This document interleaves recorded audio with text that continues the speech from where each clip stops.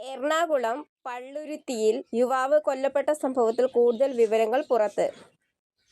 വഴിയരികത്ത് വീട്ടിൽ ആഷിഖ് 30 വയസ്സ് കൊലപാതകത്തിൽ സുഹൃത്തായ പള്ളുരുത്തി തോപ്പിൽ വീട്ടിൽ ഷഹാനയെ 32 വയസ്സ് ഭർത്താവ് ഷിഹാബി 39 വയസ്സാണ് പോലീസ് അറസ്റ്റ് ചെയ്തത്.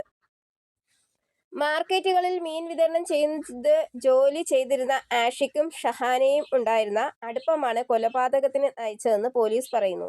ആഷിഖും ഷഹാനയും കുറച്ചു കാലമായി പ്രണയത്തിലായിരുന്നു.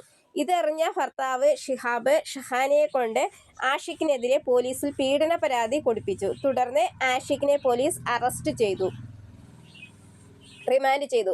ജയിലിൽ നിന്ന് പുറത്തിറങ്ങിയ ആഷിഖ് തന്റെ പക്കലുള്ള ഷഹാനയുടെ നഗ്ന ചിത്രങ്ങൾ പ്രചരിപ്പിക്കുമെന്ന് പറഞ്ഞ് ഷിഹാബിനെയും ഷഹാനയെയും നിരന്തരം ഭീഷണിപ്പെടുത്തി.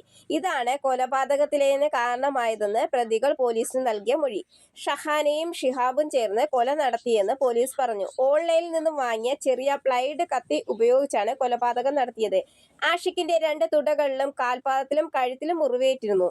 കഴുത്തിലും പരിക്കേറ്റതിനെ തുടർന്ന് രക്തം വാർന്നൊഴുകിയാണ് ആഷിഖ് മരിച്ചത്. തിങ്കളാഴ്ച രാത്രിയാണ് യുവാവിനെ ദുരൂഹ സാഹചര്യത്തിൽ ചോര വാർന്ന നിലയിൽ കണ്ടെത്തിയത്. തനിക്ക് വാഹന അപകടം പറ്റിയെന്നാണ് ആഷിഖ് വിവരമറിയിച്ചതിനെ തുടർന്ന് സ്ഥലത്തെത്തിയപ്പോൾ വണ്ടിയുടെ ഡ്രൈവിംഗ് സീറ്റിൽ ആഷിഖ് മരിച്ച നിലയിലായിരുന്നു എന്നാണ് ഷഹാന ആദ്യം പോലീസിനോട് പറഞ്ഞിരുന്നത്. തുടർന്ന് പോലീസ് അന്വേഷിക്കുകയാണ്.